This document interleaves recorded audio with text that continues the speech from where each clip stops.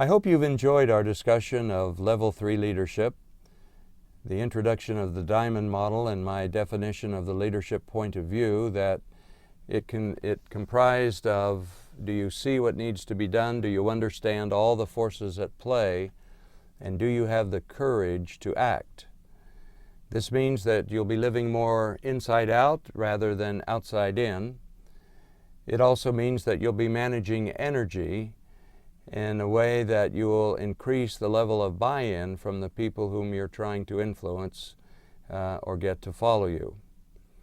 In this last segment, I'd like to offer you an unusual invitation, a challenge, if you will, that perhaps you can apply to virtually any organizational effort that you're involved with. Some of you may or may not have heard of something called zoysia grass. It's an unusual kind of grass. It grows really thick, so thick that it crowds out all the weeds. It feels like a carpet. You can take off your shoes and socks and wiggle your toes in it. And interestingly, it needs half as much water as regular grass, and therefore it's drought resistant. And it needs half as much mowing as regular grass. And some people don't like it because after a hard freeze, it turns white in the winter. And it grows relatively slowly, and oddly enough, it has no seeds. So if you want to get some, you actually have to buy a little bit and then plug it into your ground. Well, one year I sprayed my lawn with weedicide, which turned out to be a big mistake because most of it was weeds. And I had all these mud holes in my yard, and I bought some of this zoysia grass to see how it would work. And you buy it in a box, and they send you this plugger that you step on. You make a little hole in the ground. You put in a little bit of this zoysia grass with some water, and then gradually the roots will extend, the runners will go out, and it will create a little patch of zoysia grass. Now, this feature of it turning white in winter when it's cold and it freezes, I actually like that. It's like a balance sheet or an income statement in a company because it allows me to see my progress. So I bought some of this zoysia grass. I made some holes in the ground. I put some of it in, poured some water on it. And that winter, I had little patches of zoysia grass here and there in my yard. And it's in the winter now, so these are hibernating patches. But I can see how much they have grown in one season. Then in the next summer, my mother patch, where I planted originally, you can see that it's lush and green up close. It looks like a carpet. It's weed-free, and it's really very pleasant, a beautiful turquoise color. And in the winter, you can see where I've planted bits of zoysia grass, and each of those little bits have spread out and created more patches, gradually growing year by year. In this particular area, I planted a bunch of plugs, and so it grew more quickly. If you plant a plug maybe every 12 inches or so, you can see that it likes the sunshine. So wherever the sunshine is bright, that's where it'll grow. More patches of zoysia grass there. And in the backyard, my mother patch, here she is hibernating in the winter.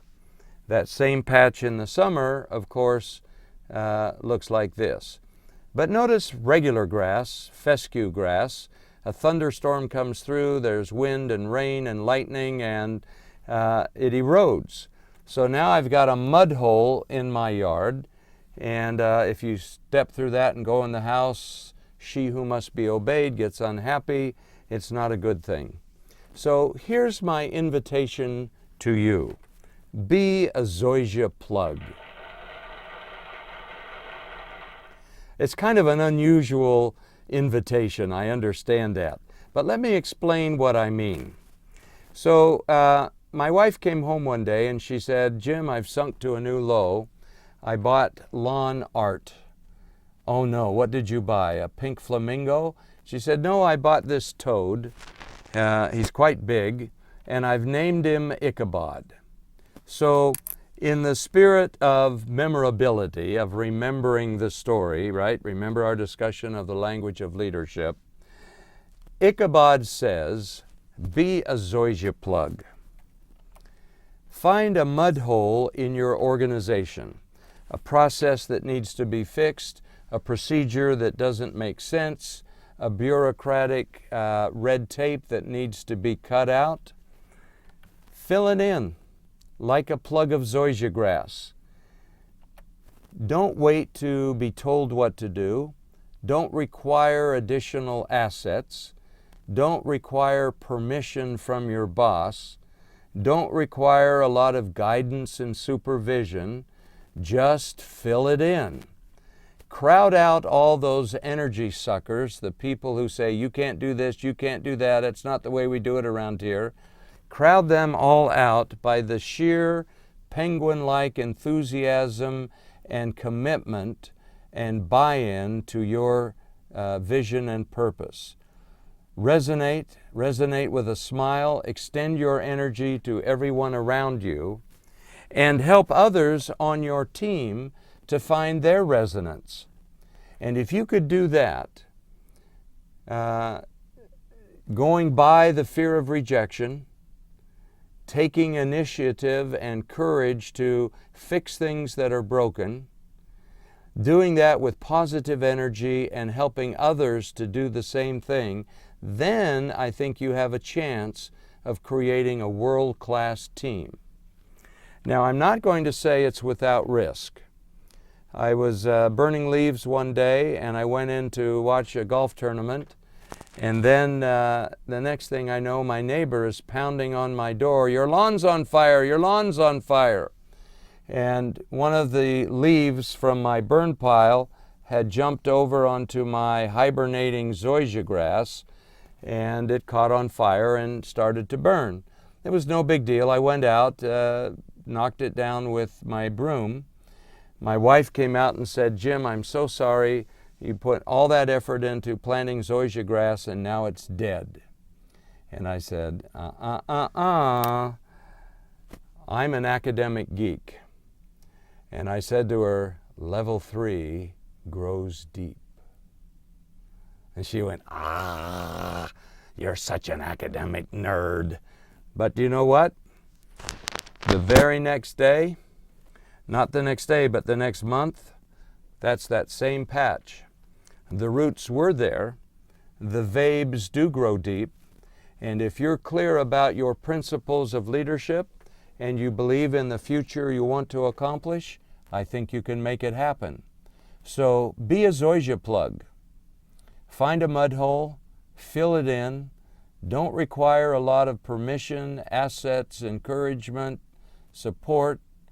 By the strength of your penguin-like enthusiasm, your resonance, and your commitment to your vision, crowd out all the weeds, the energy-sucking naysayers, and your part of your corporate garden, the little patch that you're responsible for, will be weed-free, green, lush, and luxuriant.